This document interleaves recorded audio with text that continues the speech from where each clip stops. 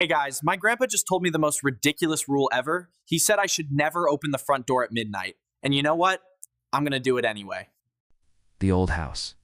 It wasn't just old, it was ancient, a hulking silhouette against the perpetually bruised twilight of my memory.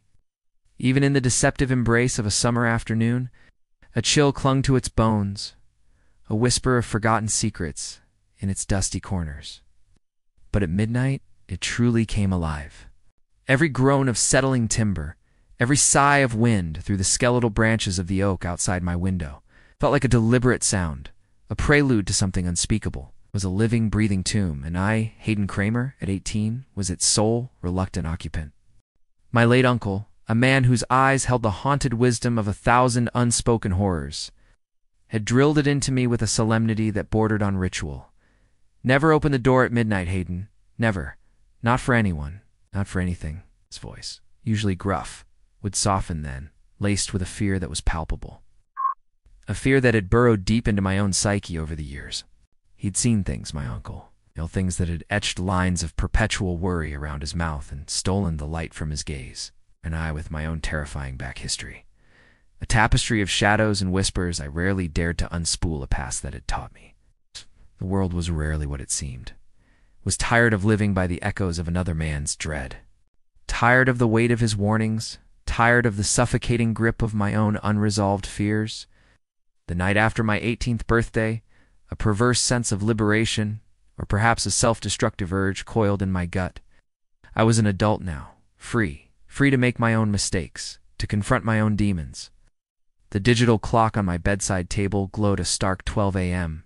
The air in my room grew heavy, thick with an unspoken challenge. My hand clammy with a strange mix of defiance and a morbid curiosity that had always been my undoing, reached for the doorknob. It was cold, metallic, a promise of the unknown. The old oak door, usually stubborn, groaning under the slightest touch, swung open with an unnerving, almost eager ease, revealing nothing. Just the inky blackness of the suburban night, a void punctuated by the familiar, gnarled silhouette of the ancient oak tree. Its branches like skeletal fingers against the faint, distant hum of the city.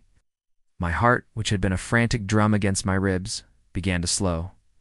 A wave of anticlimax washing over me. A foolish act, I thought, a childish rebellion against a dead man's ghost. Then, a figure materialized from the deepest shadows of the porch, as if the night itself had coalesced into human form. Hi, Hayden. I've had a crush on you forever. Come outside, let's have some fun. She was 18, just like me, and impossibly, breathtakingly beautiful. Her hair, the color of midnight, cascaded around a face sculpted from moonlight and dreams. Her eyes, dark and deep, seemed to hold the entire night sky, reflecting 1,000 unspoken promises, and her smile. It was a soft, inviting curve that promised everything I'd ever longed for in my lonely, shadowed existence. A desperate yearning, a hunger for connection I hadn't realized I possessed, flared within me. My breath hitched, caught somewhere between my throat and my pounding heart. Why would anyone, let alone someone so captivating, be standing on my doorstep at this ungodly hour? On my mind. Usually a whirlwind of anxieties and cynical self-preservation went utterly blank, replaced by a singular, overwhelming awe.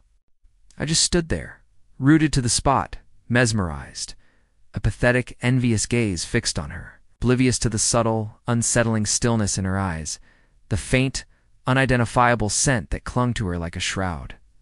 Hayden, her voice was a silken whisper, a melody spun from forgotten lullabies and ancient enchantments, a sound that bypassed my ears and resonated directly in my chest, vibrating through my very bones. Come outside. I've had a crush on you for a long time. I've been waiting for this day. A crush on me? The thought was absurd, a cruel joke of the universe, yet her words so simple, so direct, bypassed every shred of caution, every instinct that screamed wrong. My uncle's warning, my own terrifying back history, the inherent wrongness of the hour, the unsettling scent I couldn't quite place all of it, dissolved into a hazy unimportance, swept away by the intoxicating promise of her gaze. I didn't have a second thought. My feet moved on their own, drawn by an invisible, irresistible current. I stepped across the threshold, into the cool night air, into her orbit, into the trap. The moment my foot touched the dew-kissed grass, her smile widened, no longer beautiful, but a predatory, stretched thing, revealing teeth that seemed a shade too long, too sharp.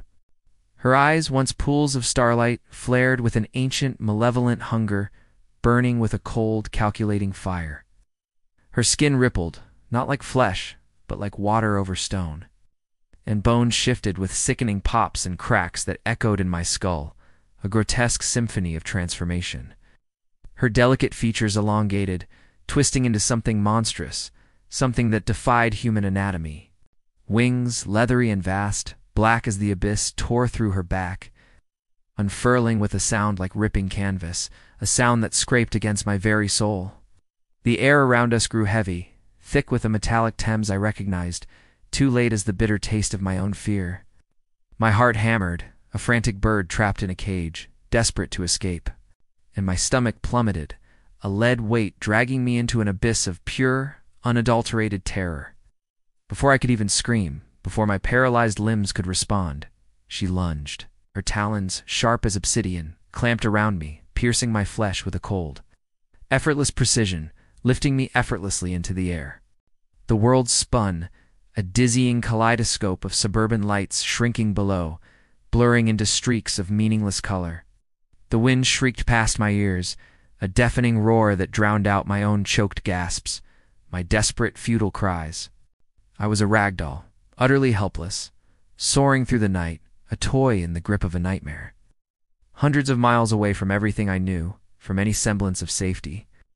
The ground receded, the familiar constellations twisted into alien patterns, and a profound, crushing isolation settled over me, heavier than any physical weight. The journey was a blur of disorienting speed and suffocating terror. I remember the relentless rush of wind tearing at my clothes, the feeling of being suspended in nothingness, the disorienting loss of familiar landmarks as we plunged through cloud and darkness.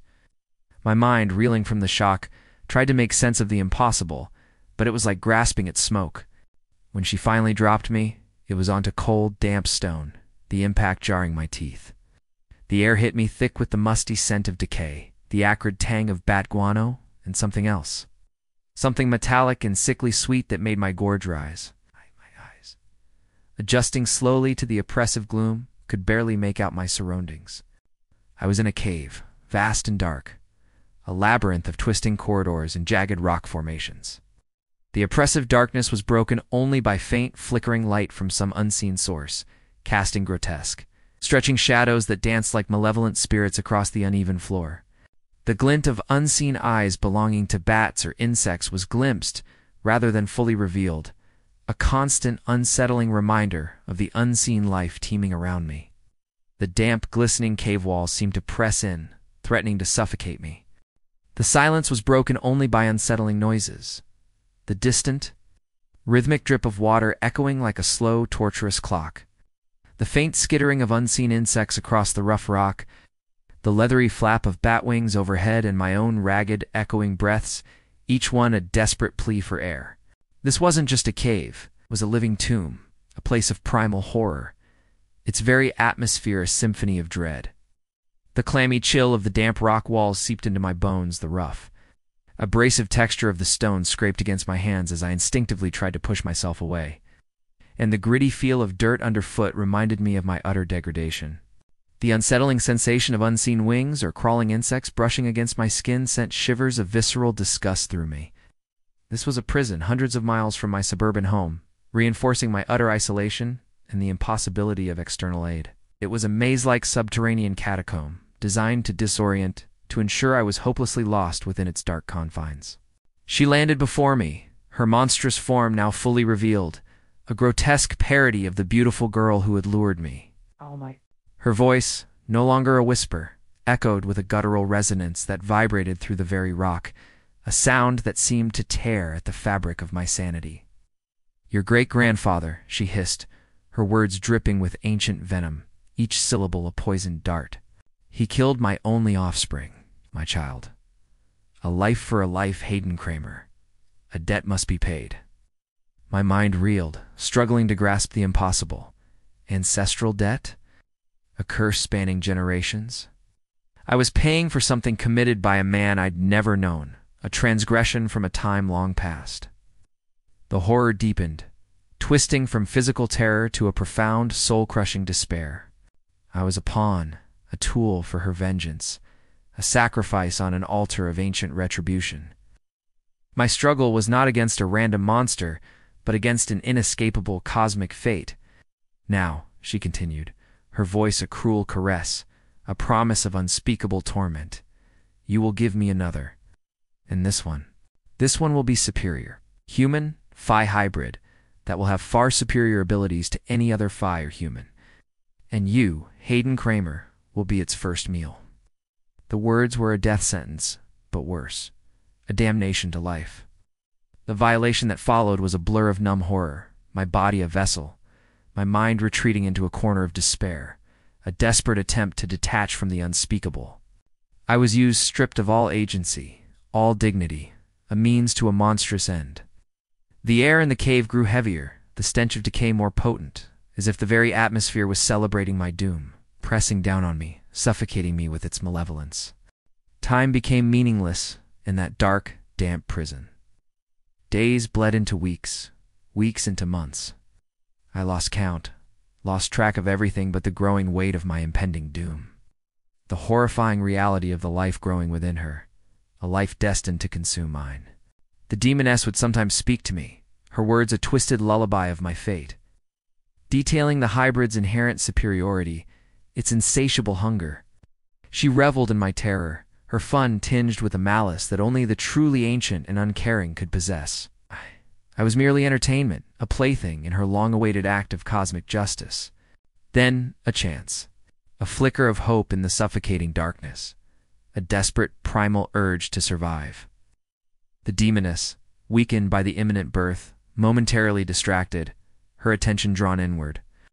I saw an opening, a narrow crevice in the rough rock, barely wide enough for my emaciated frame. I moved. Adrenaline surged through my veins, a desperate burning fire momentarily eclipsing the despair.